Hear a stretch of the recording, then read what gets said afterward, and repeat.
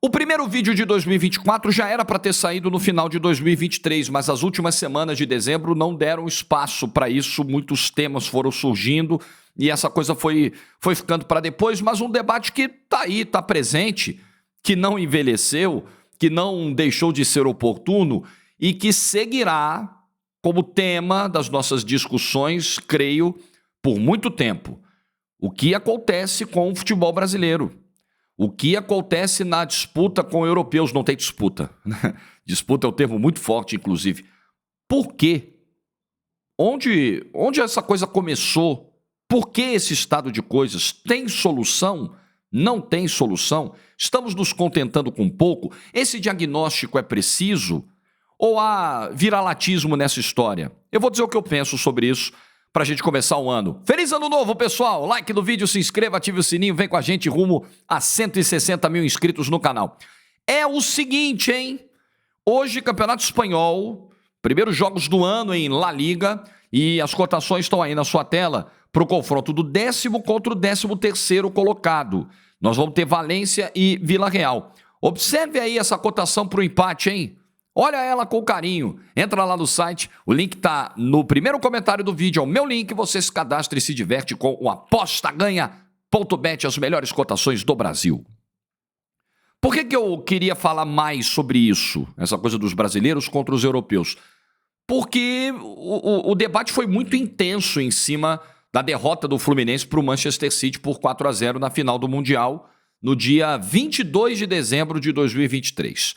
Alguns enalteceram a forma como o Fluminense manteve o seu plano de jogo, os minutos em que o Fluminense teve posse de bola e gerou algum desconforto no Manchester City, e aí é o primeiro ponto para a gente começar o debate aqui. Eu até falei sobre isso no meu vídeo de dezembro e enalteci, falei, caramba, durante 10 minutos o Fluminense deixou o Manchester City numa situação de incômodo.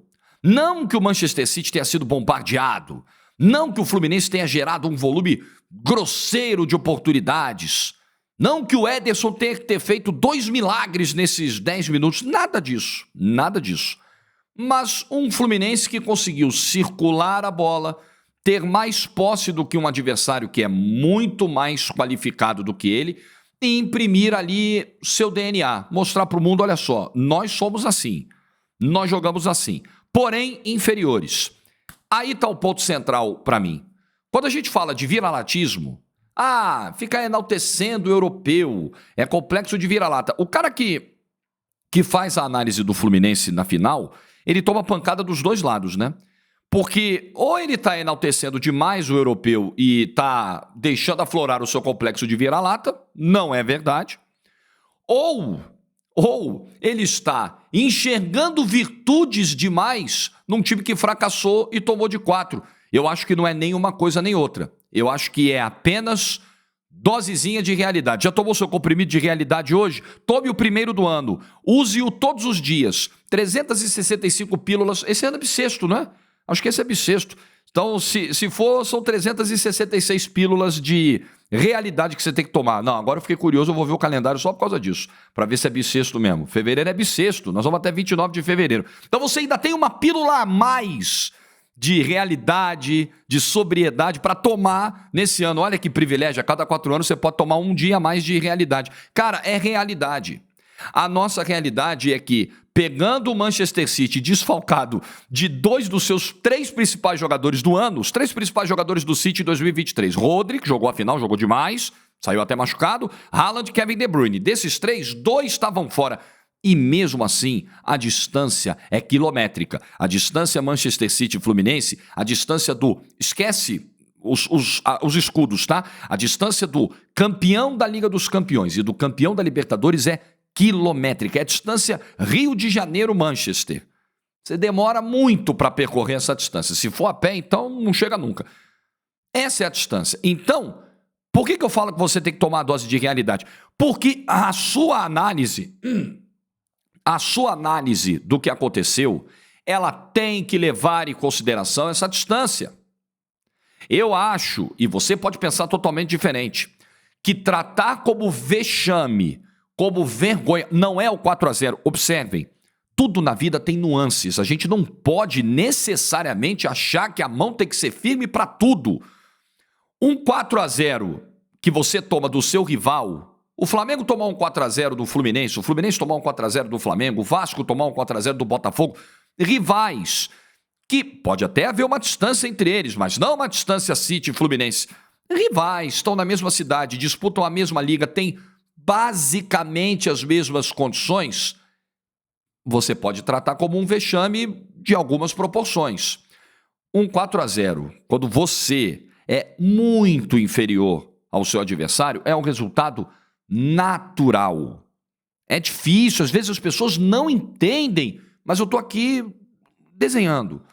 Você é muito inferior ao seu adversário. Você tomar de 4 para ele é o normal.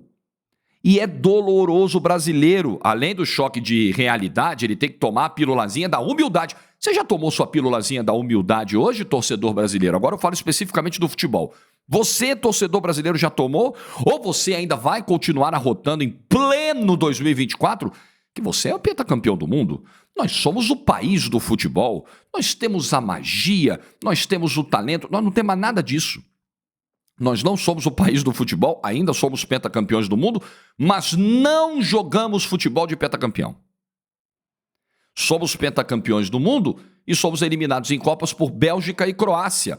A Bélgica, antes de eliminar o Brasil, era ridicularizada, sei lá, em 6 de cada 10 programas de futebol que você via por aí. Vários jornalistas, inclusive aqueles que se orgulham de não ver futebol, é uma loucura, batem no peito, eu não gosto de ver futebol, iam lá dizer, essa nova geração belga, pelo amor de Deus, ninguém é Bélgica, o dia que o Brasil tiver medo da Bélgica eu paro. Pois é, nós somos eliminados pela Bélgica, por essa mesma geração, ridicularizada por alguns aqui numa Copa do Mundo, porque a galerinha não tomou a pílulazinha da humildade. Vamos voltar 20 anos no tempo?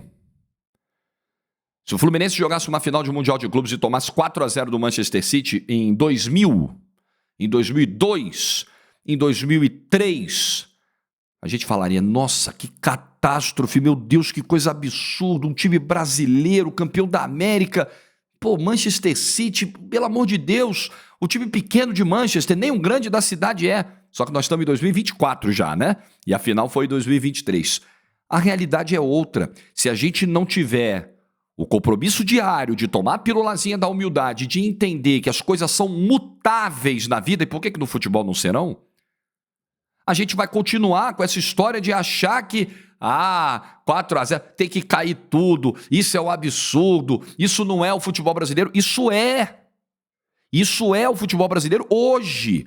Não é o futebol brasileiro histórico, não é o futebol brasileiro de Pelé, Garrincha, Jairzinho, Tostão, Gerson, Didi, Zico, Sócrates, Romário, Ronaldo, Rivaldo, Ronaldinho Gaúcho e tantos outros. Não é. Não é mais. É o futebol dos tempos atuais, é o futebol que viu outros centros evoluírem muito em vários aspectos. Táticos, coletivos, físicos, técnicos também.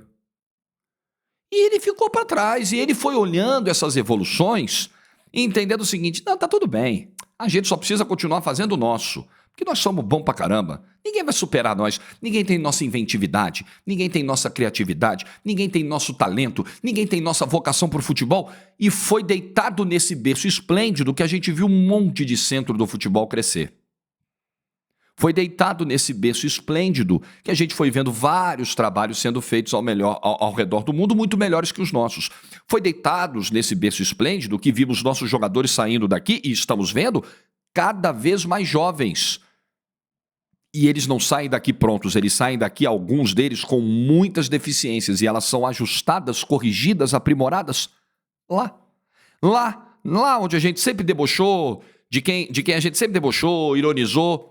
São eles que pegam os nossos Vinícius, os nossos Rodrigos, os nossos Hendriks e falam, vem cá, vamos terminar de preparar você aqui. Você não está pronto, você é uma joia, aí você não vai conseguir extrair teu potencial inteiro.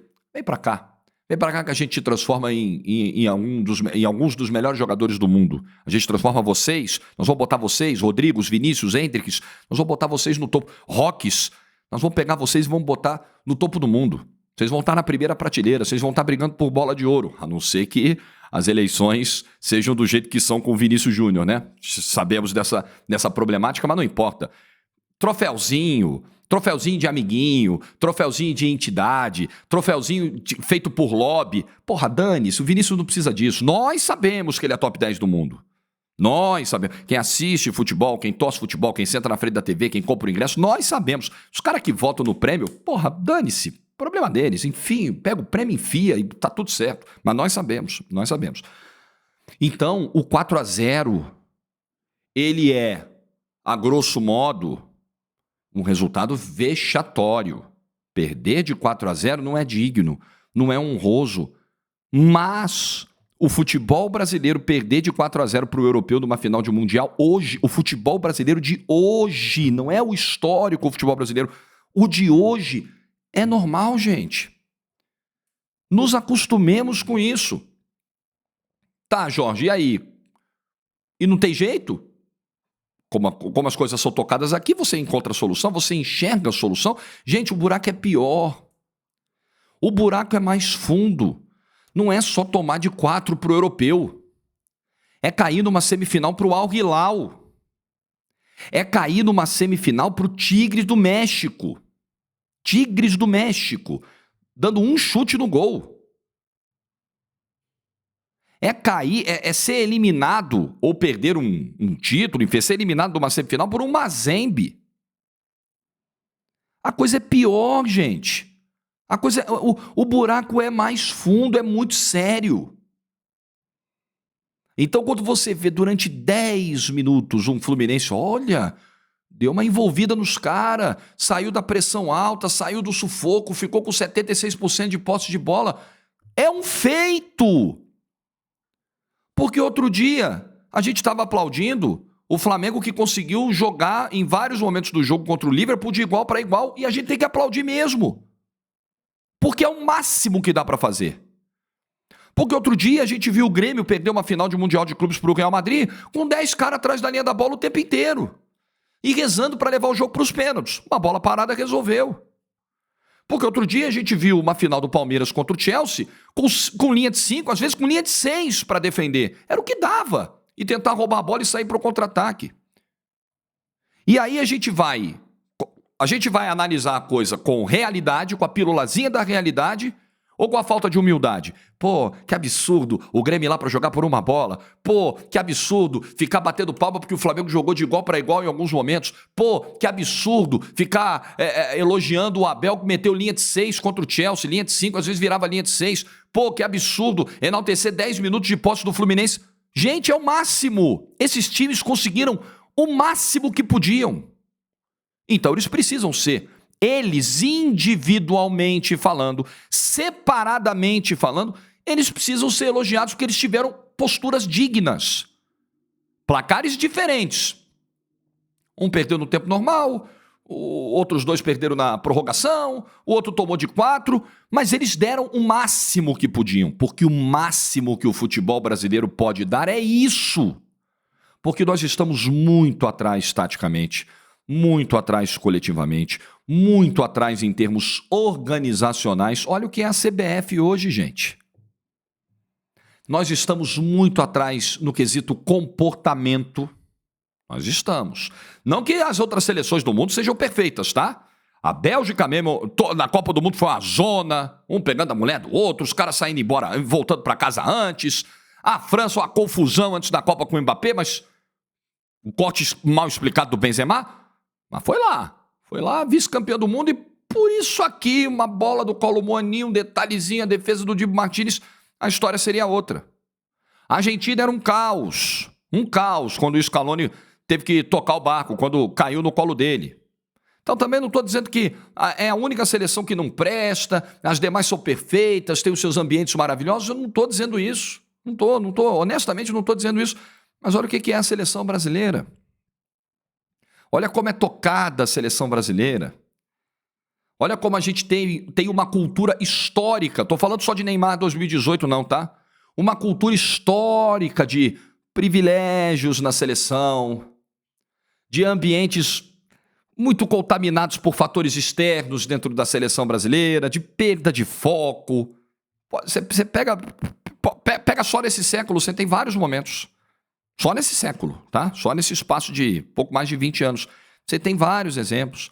Olha a falta de continuidade de trabalho que nós temos aqui. Olha como se escolhe treinador no Brasil para a seleção. Ou você escolhe um escudo, ou você escolhe o queridinho do momento. Não tem uma coerência, sabe? Vamos pegar o trabalho anterior.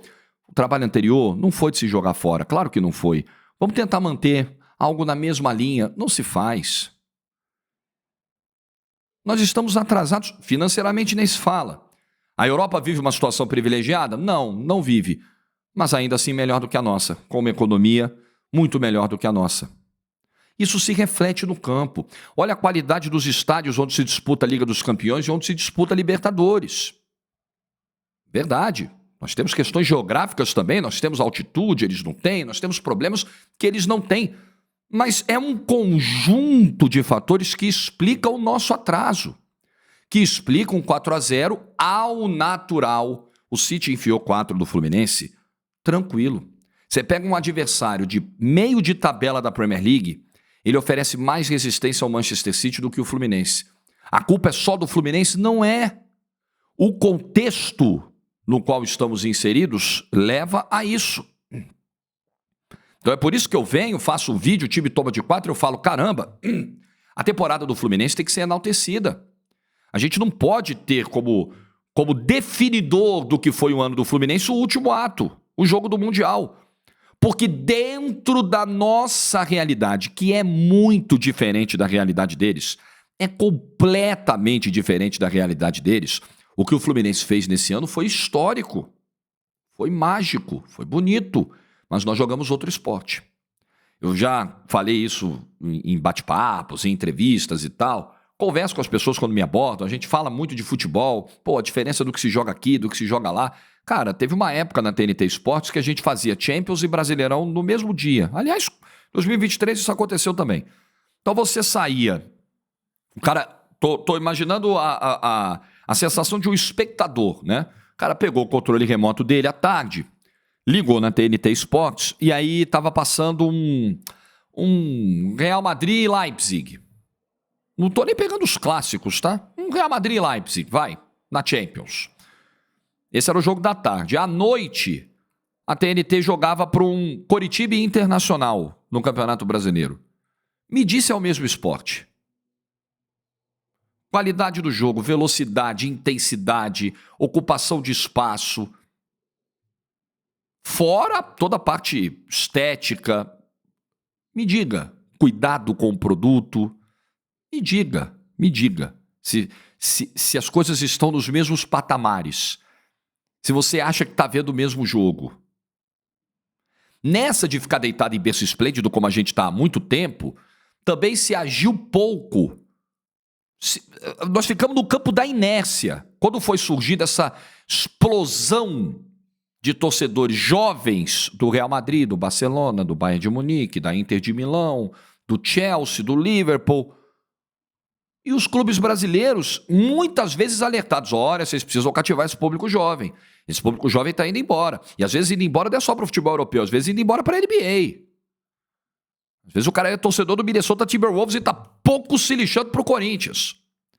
Por quê? Porque o produto aqui é maltratado, porque a qualidade do jogo aqui é ruim, porque o moleque não quer ver um Corinthians e Inter de Limeira. Com todo respeito à Inter de Limeira, todo respeito, e vocês sabem que meu microfone não é de aluguel, minhas opiniões não são contaminadas, eu tenho absoluta independência para dizer o que penso. Eu narro o Campeonato Paulista, então eu vou estar aí, estou esperando as escalas aí, ou eu vou fazer o jogo do São Paulo na primeira rodada, ou eu vou fazer Santos e Ponte Preta na segunda rodada, vai sair a escala aí já, e eu vou lá com a maior alegria, com a maior honra, com o maior respeito ao meu trabalho, com a maior empolgação, porque é o meu trabalho, eu sou pago para narrar. Apareceu a escala para mim, eu narro com entusiasmo, trato aquele evento com carinho, do jeito que ele merece. Mas vamos falar a verdade aqui? Você acha que um jovem que tem acesso a tanto esporte na TV, na internet, no streaming, chega um monte de coisa, variadas opções de entretenimento, você acha que é fácil prender um moleque para assistir um Santos e Ponte Preta. O Santos e Ponte Preta acho que nem é o melhor exemplo, tá? Porque eles hoje estão na mesma divisão, vão se enfrentar num campeonato nacional. Mas enfim, você acha que é fácil, durante 3, 4 meses, você pegar um moleque e falar, ó, 90 minutos aí hoje de São Paulo e Água Santa, de Bangu e Flamengo. Na boa, nós estamos valorizando o nosso produto, nós estamos dando o tratamento que o nosso produto merece. Esse enfrentamento ele pode acontecer numa fase aguda do campeonato, né? Quando os pequenos se cruzarem ali no início e os que sobreviverem tiverem a chance de enfrentar os grandes, ou num mata-mata de Copa do Brasil, porque vira um evento, porque não é sempre que isso vai acontecer. Mas essa conta não paga, não fecha. 4 meses de Flamengo e Bangu, Fluminense e Volta Redonda, Palmeiras e Mirassol. Pô, não dá. Eu não quero extinção dos estaduais, nem a aniquilação dos pequenos, mas os grandes pagam a conta. E os grandes precisam ser enxergados de uma outra forma, porque se você esgarça a galera que paga a conta, não vai sobrar nada para a galera que depende de quem paga a conta. É uma questão de inteligência. E muitas vezes, quando a gente trata desse assunto, a gente é mal interpretado. Na verdade, muitas vezes é dolosamente isso, tá? É o cara que tem a necessidade de atacar todo mundo, de atacar diferentes pontos de vista, de te rotular como algo que você não é, mas porra, a verdade é essa. Tô zero preocupado com isso, porque a minha opinião ela é muito clara. Se as pessoas não quiserem pegar, beleza. Mas é isso. Vamos começar então com o nosso calendário, vamos racionalizar o nosso calendário, vamos fazer um estadual onde os pequenos continuem tendo espaço, mas um espaço racional. Vamos fazer um calendário que permita que a gente respeite a data FIFA de verdade. Não é data FIFA com um jogo de seleção na terça-feira e quarta-feira o campeonato voltar. Isso não existe. Isso é fingir que respeita a data FIFA. Isso é te tirar pra trouxa. Isso é te tirar pra otário. É tanta coisa, gente. É tanta coisa que impacta no resultado de campo. Se a gente achar que a análise tem que se restringir a só 90 minutos, é tipo o narrador, que acha que pega o papel, anota as escalações, senta e narra o jogo e vai sair tudo bem. E não é assim. Você precisa ter um grau de envolvimento, de preparação, de estudo, de concentração, de foco, de sono, de preparo vocal, de zilhões de coisas que vêm muito antes do jogo. E existem na estrutura, na organização do futebol, zilhões de coisas que vêm antes do jogo, antes do resultado que se vê em campo, antes de uma final de campeonato, antes de uma final de Mundial de Clubes. E a gente precisa parar para olhar para isso com a pílulazinha da humildade. Ou a gente tem humildade para enxergar que tá quase tudo errado, ou nós vamos ficar nessa. E aí não vai adiantar você ficar com raiva, sabe? Eu acho que o olhar tem que ser outro. A gente tem que olhar hoje um Fluminense que durante 10 minutos incomoda os caras e falar, porra, dado o nosso atraso, dada a nossa zona, a gente tem que falar, caramba, os caras até que conseguiram muito, hein? Isso não significa dizer que estamos satisfeitos com isso. Aí está a sutil diferença. Isso não quer dizer que tá todo mundo... Ah, que ótimo, hein? Maravilhoso. Futebol é isso. Não, futebol não é isso. Futebol é ganhar do seu adversário. Mas a nossa indignação, ela não tem que ser voltada para o resultado. A nossa indignação, ela tem que ser direcionada para o que provoca aquele resultado. Aí está a chave. É rápido mudar? Não, não é. Não é. Desarrumar é muito mais rápido. Vocês acreditam que com Flávio Sveiter ou com Reinaldo Carneiro Bastos isso vai mudar? Se a eleição da CBF for entre os dois? Ou com a volta de Edinaldo Rodrigues ao cargo? Ou, sei lá, com o Rubens Lopes, o presidente da Federação Carioca, o sucessor de Caixa d'Água, com o Ricardo Teixeira agindo nas sombras, nas penumbras do futebol brasileiro? Vocês acham mesmo que vai ser rápido? Eu acho que nem demorado vai ser. Eu acho que é caminho sem volta. Triste dizer isso? Triste dizer isso. Mas como eu enxergo o futuro? Vamos continuar, vamos sofrer ainda mais com esse novo Mundial, com mais europeus. Não é que temos mais sul-americanos e temos mais chances de ganhar. Não, temos mais europeus e temos mais chances de passar vergonha. As chances aumentam a partir de 2025. Vamos continuar vendo a joia sair daqui cada vez mais cedo. Não vamos usufruir nada. Vamos ter pouquíssimo retorno técnico, porque com 16 anos os moleques estão vendidos. Não vai dar tempo. E eles vão terminar a formação lá. Aqui não. Até porque tem um monte de base do Brasil hoje entregue a um monte de empresário. Os clubes não têm retorno técnico e às vezes nem financeiro. Porque aí ele está precisando pagar a folha de agosto, aí ele chega pro empresário e fala, pelo amor de Deus, me arruma um empréstimo. Ah, eu te arrumo um empréstimo, me dá os direitos de uns 6 moleques da base aí. Quando vende, o clube fica com quase nada. Vai mudar isso em pouco tempo, num curto, médio prazo? Eu duvido. Por que eu também acho que não vai mudar? Porque os estaduais vão continuar aturando 4 meses. Vocês acham que as federações vão perder poder? As federações que na Assembleia da CBF, na última Assembleia antes da eleição do Edinaldo, mantiveram um peso maior de voto que os clubes. Vejam, as federações dependem dos clubes. A Federação Carioca de Futebol, que faz um péssimo campeonato, porra, olha só, você tem na tua federação, como os teus filiados, Flamengo, Vasco, Botafogo e Fluminense. Olha o peso disso. E você não consegue fazer um campeonato carioca que seja lucrativo, ao menos para dar uma premiação para o campeão. Nem isso a incompetente Federação de Futebol do Rio de Janeiro consegue fazer. Nem isso. Olha o que eles têm nas mãos. E essa federação que arrecada muito com taxa, com bilheteria, com taxas de inscrição de jogadores. Tem clube pequeno asfixiado de tanta taxa que tem que pagar para a federação. E a federação lá. A federação é o Estado. Sabe o Estado brasileiro? Gordo, paquidérmico. Vem, entra mais dinheiro, eu quero mais. É a Federação do Rio de Janeiro. E essa federação que depende dos clubes, o Flamengo não depende da Federação do Rio. A federação depende dele. Mas ele tem peso menor na votação do presidente da CBF do que a federação. Porra, você acha que isso vai mudar? Você acha que tem alguma chance dos estaduais reduzirem? As federações mandam, fazem o que querem, determinam quem manda na CBF. Tem conexões várias de influência, de poder. E aí a gente trafega numa rodovia sem acostamento. A gente passa o ridículo de ter que terminar o Campeonato Brasileiro 3 dias depois, porque aconteceu um adiamento de um jogo aqui, uma suspensão de um jogo ali, e a gente não tem gordura de data, a gente não tem uma brecha para remarcar jogos, empurra pro final. E quem comprou passagem já tirou férias, e o clube que já planejou a volta, dane-se, eles se resolvam. Vocês acham que vai mudar? Vocês acham que é por acaso que a gente toma 4-0? Vocês acham que é por acaso que a gente tem que comemorar 10 minutos de posse de bola maior contra o Manchester City? É um milagre! Tem que ajoelhar, agradecer a Deus. Apareceu um Diniz que ainda conseguiu ficar 10 minutos com mais bola que os caras, porque senão nem isso seria, senão ao invés de 4 talvez fosse 6. Pílulazinha da humildade, galera. Pílulazinha da realidade. A coisa é muito feia no futebol brasileiro hoje.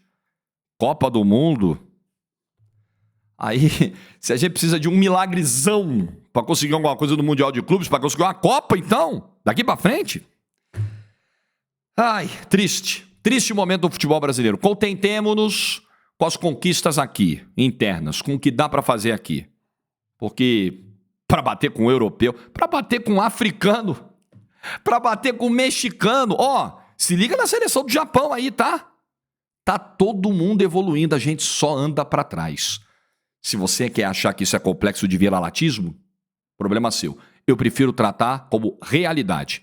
Prefiro verdades incômodas do que mentiras que me enganem e me iludem. Like no vídeo se você ficou até o final. Pô, que maneira depressiva de começar o ano, hein? Mas é verdade. Juízo e tchau.